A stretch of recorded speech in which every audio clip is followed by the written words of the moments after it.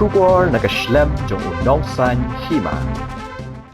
Ka jingsha thang jong ka wei ka kali gypsy kabadai jong ka tanat pulit kabadai yung registration number ML not R not nreo not lai hakasnya jong ka arpo santri ko jileo arajar arpo lai hajakasa ni quarter ki bor pulit ka police training school ha mauro ha ki breo ki bamla satya ban tim ladep ban register mukot duma persya ki badan kti habakran berkilat pathai khubor u DGP jong ka tanat pulit ke jilla Dr. Lajar Ram Bishnoi IPS Uloong.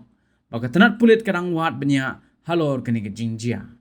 Nakadiang sembut Menteri Rang Ba Kejela uba Preston Tunsong ubadai pet ya katanat ki kampo ying Uloong. Ba udang pan kai pot hagabe dai bat kini ke jingsha thang jong ke kali pulit.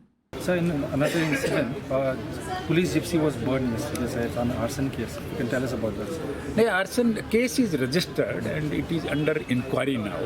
And we will see after preliminary inquiry what were the probable cause, what were the reasons, and who were behind this incident. So after registrations, already investigation started. And it may take a little bit time, but we will do it.